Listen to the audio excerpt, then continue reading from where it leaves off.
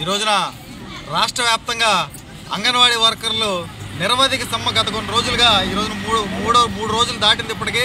అయినా వారందరూ వారి సమస్యల కోసం రాష్ట్ర వ్యాప్తంగా మహిళలు అంగన్వాడీ వర్కర్లు వారి యొక్క సమస్యలు పరిష్కరించాలని చెప్పేసి ప్రభుత్వం దృష్టికి అనేక మార్లు తీసుకొచ్చినా కూడా వారి నుంచి ఎటువంటి స్పందన లేకపోవడంతో వారి సమ్మె చేస్తూ ఉన్నారు.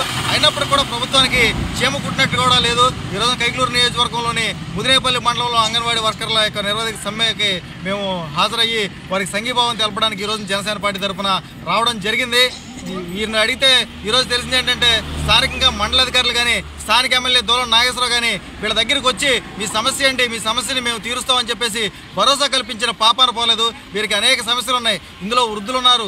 చదువు వీళ్ళకి ఒక అంగన్వాడీ వర్కర్గా కావడానికి కేవలం ఒక 10th క్లాస్ వరకు పాస్ అయితే సరిపోద్దని చెప్పేసి వీళ్ళకి ఒక విద్యార్హత ఉంది.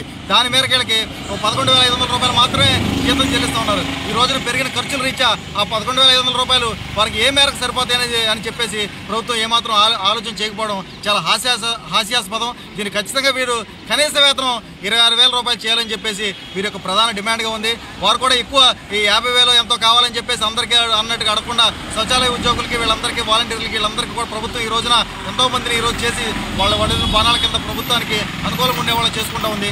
కానీ ఇక చిన్నపిల్లలకి పోషకాహారాలు అందించడం కానీ ప్రతి గ్రామంలో కూడా ఈ యొక్క ప్రెగ్నెంట్ ఉమెన్స్కి గర్భవతులకి పోషకాహారాలు అందించడానికి కానీ వీటన్నిటిలో ఇంటింటికి తిరిగి ప్రతి ఊర్లో కూడా ఒక ప్రథమ బాధ్యత నిర్వహిస్తూ వీళ్ళు ఆరోగ్యరీత్యా కానీ అన్నీ కూడా చూసుకుంటూ చేస్తున్న వీళ్ళకి కనీస వేతనం కూడా కల్పించడం అనేది చాలా దౌర్భాగ్యం. వాళ్ళకి 26,000 ఖచ్చితంగా కల్పించాలి. అదే కాకుండా FRS యాప్ అనే యాప్ను ఒకటి రద్దు చేయాలని చెప్పేసి వీళ్ళకి ప్రధాన డిమాండ్.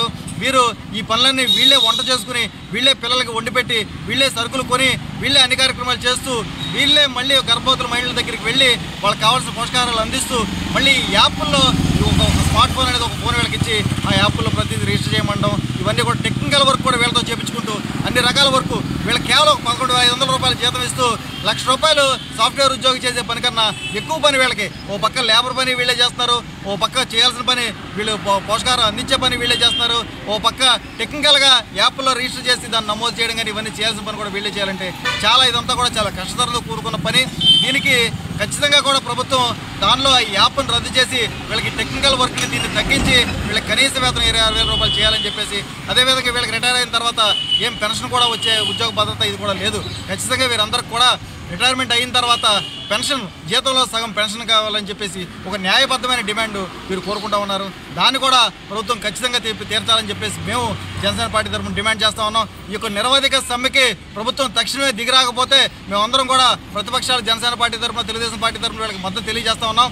భవిష్యత్తులో ఖచ్చితంగా వీళ్ళ డిమాండ్లన్నీ నెరవేర్చకపోతే జనసేన పార్టీ తరఫున మేము ఇంకా దీన్ని తీవ్ర ఉధృతం చేస్తామని చెప్పేసి మేము పార్టీ తరఫున కూడా వీరి సమ్మెలో ప్రతిరోజు పాల్గొని పవన్ కళ్యాణ్ గారి ఆదేశాల మేరకు మేము కూడా ఈ సమ్మెలో పాల్గొని ఈ సమస్యని వీరి తరఫున మరింత ఉధృతం చేస్తూ దీన్ని ఒక ఉద్యమంలాగా చేస్తామని చెప్పేసి ప్రభుత్వాన్ని హెచ్చరిస్తా ఉన్నాం. అదేవిధంగా ఇప్పుడే తెలియజేస్తా ఉన్నాం స్థానిక ఎమ్మెల్యే దూలం నాగేశ్వరరావుకి కైకలూరు నియోజకవర్గంలో 4 మండలాల్లో ఇక ఈ సమ్మె తెలియజేస్తున్న అంగన్వాడీ వర్కర్లకి ఈ సమ్మె యొక్క ఈ టెంట్ల దగ్గరికి ఈ సమ్మె దగ్గరికి మీరు తక్షణమే వచ్చి వారి సమస్య ఏంటో తెలుసుకోవాలని చెప్పేసి మేము డిమాండ్ చేస్తా ఉన్నాం. మీకు ధైర్యం ఉంటే మీరు అంతకుముందు ఎలాగైతే ప్రజల దగ్గరికి వెళ్ళారో అంతకుముందు వీళ్ళందరూ కూడా మీరు అడిగి ఓట్లు అడిగి వీళ్ళందరితో ఈ రోజున మీరు అధికారంలోకి వచ్చి ఈ యొక్క అంగన్వాడీ వర్కర్లను ఈ రోజున ఏమాత్రం పట్టించుకోకుండా చేయడం అనేది చాలా దారుణం. మేము తక్షణమే స్థానిక ఎమ్మెల్యే కానీ మండల ప్రభుత్వ అధికారులు కానీ వీరి దగ్గరికి వచ్చి వీళ్ళ సమస్యలు తీర్చుకుని పరిష్కరించాలని చెప్పి డిమాండ్ చేస్తున్నాం. లేని పక్షంలో మేము దీన్ని మరింత ఉధృతం చేసి ఉద్యమంలాగా ముందుకు తీసుకెళ్తామని చెప్పి హెచ్చరిస్తా ఉన్నాం.